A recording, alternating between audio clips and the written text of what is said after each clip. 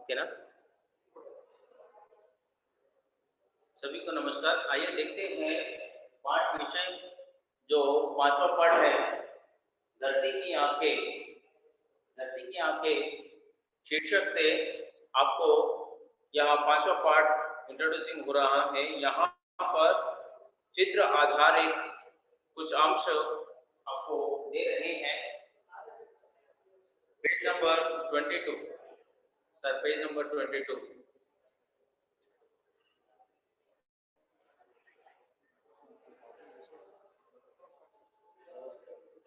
Okay ना। Page number 22 में आपको चित्र दिखाई पड़ता है कि यहाँ पर जो चांद और तारे आपको नजर आते हैं। चांद और तारे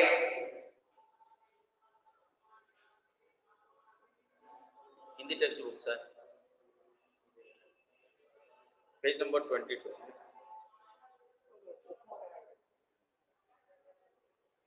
वेरी गुड।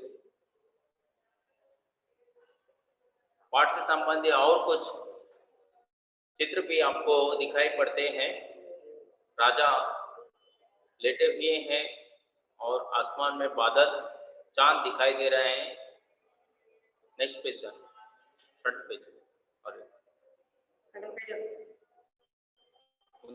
पेज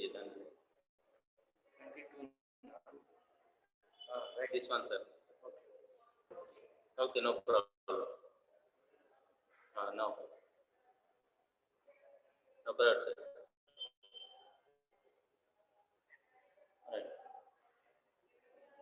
चित्र में आपको चांद तारे दिखाई देते हैं। शीर्षक है धरती की आंखें। यहाँ पर शीर्षक से यहाँ पता चलता है कि धरती के लिए भी आंखें, मतलब जो संसार को हम आंखों से देखने लगते हैं, तो आंखों से जो कोई भी देखने के लिए हमें आंखें जरूरी हैं। वैसे भी तो यहाँ पर कल्पना किया जाता है कि धरती के लिए भी आगे चलकर आपको पता चलेगा। धरती तो प्रकृति की चीज है। यहाँ पर आपके पाठ्य पुस्तक में पेज नंबर 22 चित्र में चांद तारे नजर आते हैं। चांद तारे तो अंधेरे में, रात में आपको दिखाई पड़ते हैं। ये भी प्रकृति का ही विषय है। तो चित्र से संबंधित कुछ प्रश्न हम यहाँ पर चर्चा करने लगते हैं। देखिए, पेज नंबर 22 में कुछ प्रश्न है। चित्र में क्या क्या दिखाई दे रहे हैं, जो हमने बताया है अभी। दूसरा प्रश्न है, टिमटिमाना, चमकना जैसे शब्दों का संबंध किससे है? टिमटिमाना, चमकना, both are same words है। चमकना ट्विंकलिंग, टिमटिमाना मतलब ट्विंकलिंग, तो चमकने लगते हैं तारे।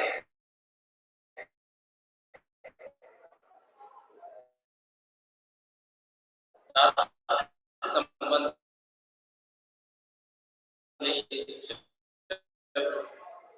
तीसरा प्रश्न है, इन्हें देखकर हम क्या सोचते हैं?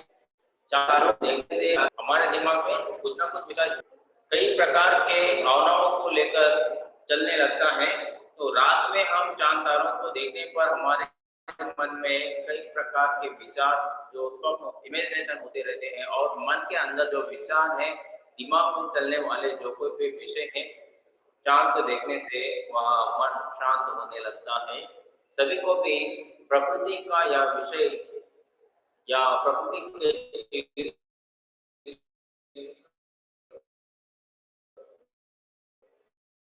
सभी को भी पसंद आते हैं। डांसियां है। देखिए, आगे चलकर सभी जो स्पोर्ट का शेयरिंग,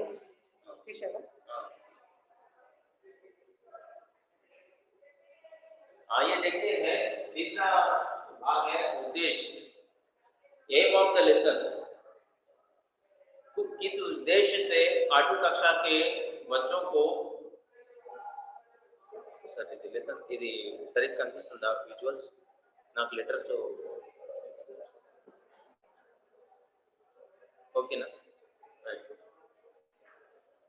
तो उद्देश्य है इस पाठ का बच्चों को प्रकृति के विषयों के प्रति जानकारी लेते हुए मन के अंदर जो कल्पना की शक्ति को जागृत कराना इस पाठ का मुख्य उद्देश्य है। और भावी जीवन में आगे किस प्रकार चलना है, किस प्रकार का जो योजनाएं बनाना है, ऐसी योजनाओं का जानकारी और प्लानिंग करने हेतु यह लेसन आपको 8वीं कक्षा के छात्रों को दिया गया है। आगे चलकर देखते हैं पाठ विषय। अब इस पाठ के अंतर्गत paragraph 1, paragraph 2 both two paragraph हम यहाँ पर पढ़ने का प्रयास करेंगे। पेज नंबर 23 में आप लोग देखिए, आपके पाठ्य पुस्तक में मैं एक बार पैराग्राफ पढ़ूंगा, उसका विवरण देने का प्रयास करूंगा। वो पैराग्राफ फिर से मैं रीडिंग करूंगा, आपको विवरण दे दूंगा। टेक्स्ट बुक पेज नंबर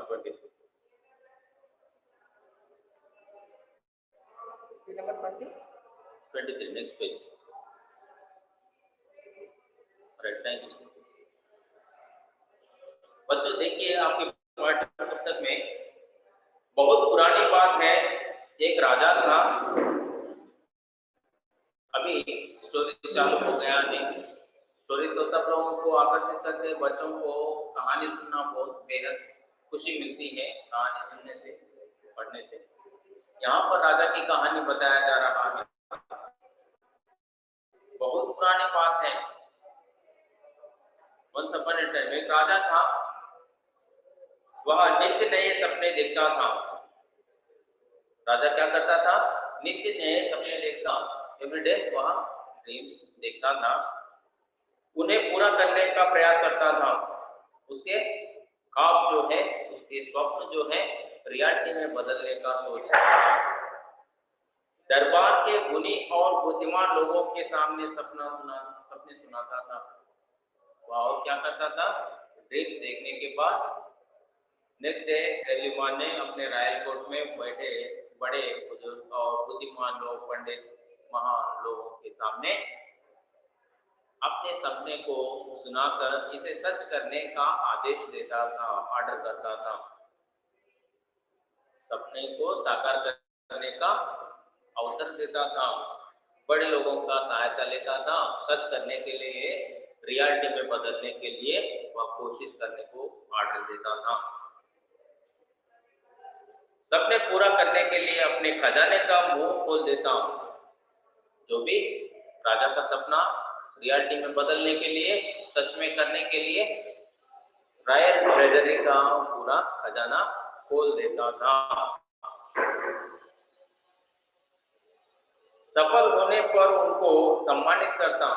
जो कोई भी उनका सपना सच करता है, उसको सम्मानित करता है, गौरव पर कुछ न कुछ दान देता था, उनको सम्मानित करता था। सफलता पर निराश नहीं होता। अंतिम सिद्ध हो गया, जो कोई भी काम ना हो पाया उस पर नाराज नहीं होता था, बल्कि मतलब फिर उनका उत्साह बढ़ाता था। रायल कोर्ट में जो कोई भी लिए प्रयास करते थे, ट्राई करते थे, उनको मोटिवेट करता था, प्रयास करता था, ऐसा काम करता था। कमियों को पूरा करके दोबारा प्रयत्न करने को प्रेरित करता।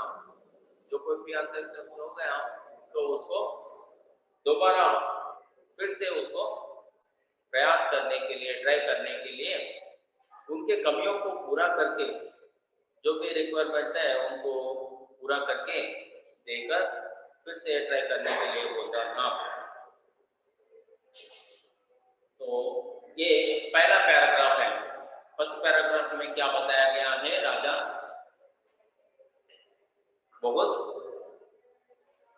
दिन मतलब प्रतिदिन नित्य नए नए सपने देखकर उस सपनों को साकार करने के लिए राजा की सभा में सभी के सामने टास्क देता था। टास्क को कंप्लीट करने के लिए उनको अवकाश देता था। जो कोई भी सक्सेस ना हो पाए उसे मोटिवेट करके उनको सहायता देकर और भी आगे बढ़ने के लिए रहता था। जो भी सक्सेस हुआ उनका सम्मान करता था, रिस्पेक्ट देता था। ये पहला पैराग्राफ में हमने पढ़ा है। दूसरा पैराग्राफ देखिए, राजा के व्यवहार से सभी खुश थे। राजा के सब लोग, राजा के दरबार के लोग खुश रहते हैं, सभी लोग हैप्पी थे। वे राजा के लिए सब कुछ करने के लिए तैयार थे। जो भी राजा ऑर्डर करता था वो करने के लिए सब लोग उसके लिए काम करते थे, मेहनत करते थे। इसी कारण राज्य दिन दुनी रात चौगुनी उन्नति कर रहा था। राज्य क्या था? राजा का जितना भी राज्य कार्य है उसका जो भी राज्य का एरिया है, दिन दुनी रात चौगुनी, दिन दुनी रात चौगुनी ये मुहावरा है, इडियम बोलते हैं, तेलुगु में जाति हम कहते हैं। तो ये पॉपुलर जो भी वर्ड रहते हैं जो रनिंग में यूज करते हैं ना, ऐसे शब्दों को इडियम के रूप में उपयोग करते हैं। तो दिन दुनी रात चौगुनी, तो दिन में डबल और रात में 4 टाइम्स ज्यादा ऐसा इंक्रीज होता रहता था। उनका राज्य ऐसा व्यापक हो जाता था, वाइड हो जाता था, मतलब हैवी हो जाता था। ऐसे विस्तार रूप में वह उन्नति कर रहा था, क्योंकि उसका ड्रीम ऐसा योजना के हिसाब से वहाँ देता था। ऐसे इंक्रीज हो रहा। राजा के नाव समुद्र में हजारों मील दूर जाते। राज्य विस्तार उन्नति के बाद राजा के नाव व्यापार के तौर पर, बिजनेस के तौर पर कई दूर उसके नाव व्यापार के निमित्त चले जाते थे। मील कई मील दूर जाते थे। मील मतलब माइल कहते हैं। जो तेलुगु में आपको समझाने के लिए मैं कह रहा हूँ, मील का हिसाब 1.5 किलोमीटर, आपको 1 किलोमीटर से भी ज्यादा आप लोगों को वहां पर मेजर किया जाता है। 1 माइल इक्वल टू 1.5 किलोमीटर ऐसा लिया जाता है। उसका यश फैलाते, जो जो कोई भी वहाँ समुद्र में हजारों मील दूर के नाव चले जाते हैं, उसका यश फैलाते हैं। यही बस्तियां बसाते, नई बस्तियां बसाते।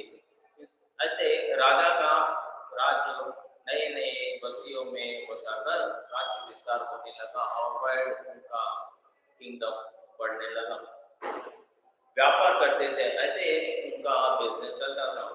इस प्रकार उस राजा का राज्य दूर दूर तक फैल गया, किंतु इसके साथ साथ राजा की कठिनाइयां भी बढ़ गई। तो जैसे जैसे राजा का किंगडम बढ़ते गया, व्यापार बढ़ते गया, ऐसे राजा का बिजनेस बढ़ते गया। बाद में इसके प्रॉब्लम भी ऐसे ही बढ़ते रहे, समस्याएं कठिनाइयां भी बढ़ती रही। तो ये दूसरा पैराग्राफ है। पहला पैराग्राफ में हमने पढ़ा कि राजा सपने देखता था, रॉयल कोर्ट में अपने बुद्धिमान लोगों के सामने टास्क देकर उसे रियलिटी में बदलने के लिए टास्क देता था, उसे सच करने के लिए होता था। सब लोग मेहनत करके उसे सच करते थे। सच ना होने पर, सपना सच ना होने पर उसे मोटिवेट करके फिर से करने के लिए रॉयल कोर्ट का जितना भी रॉयल दरबार का ट्रेजरी जितना भी है धन दौलत उनके लिए खर्च करने के लिए दे देता था। दूसरा पैराग्राफ में हमने देखा व्यापार किस प्रकार, राज्य किस प्रकार विस्तार हुआ है और कई मीलों दूर उनके नाव चले जाते थे, वहां पर नए बस्तियां बसाते थे। ऐसे वहां पर राज्य का विस्तार होने लगा। ये 2 पैराग्राफ हमने आज पढ़ चुके हैं। इसके कठिन शब्द क्या क्या है, कठिन शब्दों का यहाँ पर मीनिंग लिखते हैं। आप लोग अपने क्लास वर्क में नोट कर लीजिए और उसके वाक्य निर्माण करने का प्रयास भी हम करेंगे।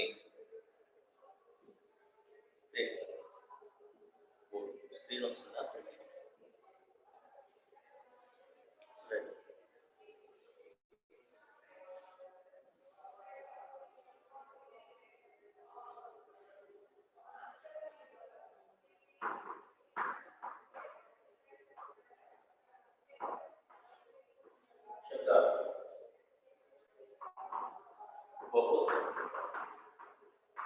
ज्यादा,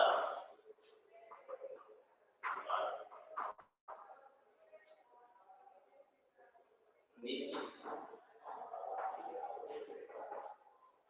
प्रतिदिन,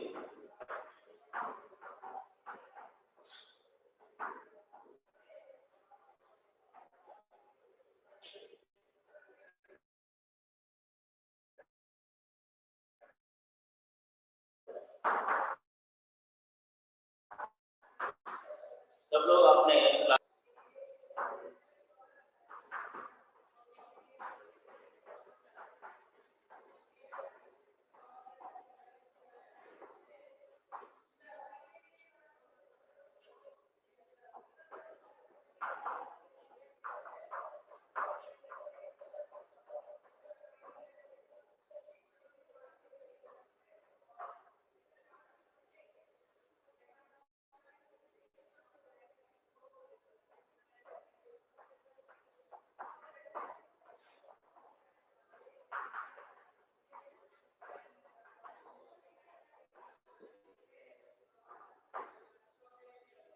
ऐसे कठिन शब्द है। कठिन शब्दों का पहला पैराग्राफ के समान कुछ कठिन शब्द यहाँ पर आपको प्रस्तुत किया गया। इन कठिन शब्दों का वाक्य निर्माण आप लोग तैयार कर लेते हैं। हो सके तो आपके फोन से स्क्रीनशॉट निकाल लें और वाक्य निर्माण आप स्वयं किसी भी वास्तव तैयार कर सकते हैं। फॉर एग्जाम्पल ज्यादा मतलब बहुत, उसका वाक्य कैसे तैयार करते हैं? मैं ज्यादा खाता हूँ, मैं ज्यादा पानी पी चुका हूँ, मैं ज्यादा चाय नहीं पीता हूँ। ऐसे आप लोग सेंटेंसेस फॉर्म कर सकते हैं। प्रतिदिन, हर दिन भी यहाँ पर ले सकते हैं। नित्य भी बोलते हैं। प्रतिदिन हम पाठशाला जाते हैं। ऐसे आप लोग वाक्य निर्माण कर सकते हैं। सभा में राजा उपस्थित थे। राजा की सभा में गुणी लोग बैठे थे। महान, हमारा भारत महान देश है। ऐसे दिया हुआ शब्द को हम अंडरलाइन करके वहां पर हाईलाइटेड करके वाक्य निर्माण करेंगे। नेक्स्ट, गौरव। गौरव मीन्स रेस्पेक्ट। गौरव का वाक्य निर्माण कैसे करते हैं? हम बड़े बुजुर्गों का गौरव सम्मान करना चाहिए, गौरव देना चाहिए। हम बड़े बुजुर्गों को गौरव देना चाहिए। ऐसे आप लोग वाक्य निर्माण करते हैं। आइए देखते हैं और आगे चलकर और कौन से कठिन शब्द हैं, इसमें देखने का प्रयास करेंगे।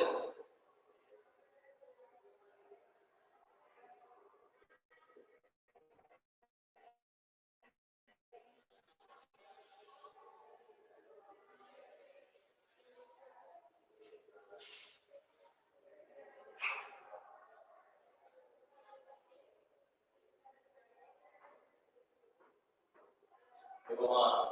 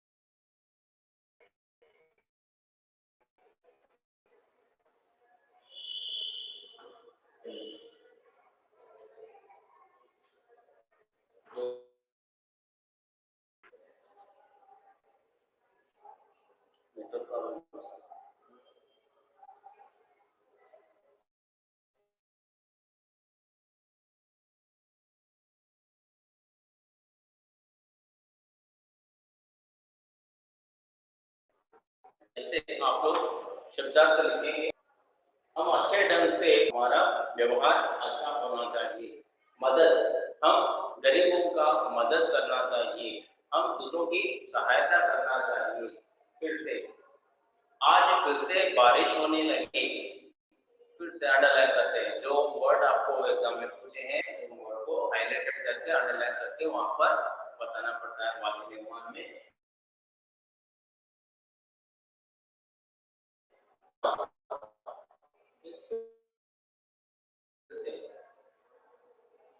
हम दोबारा प्रयास करेंगे। अरे आप लोग वाक्य निर्माण करिए। ये आज के लिए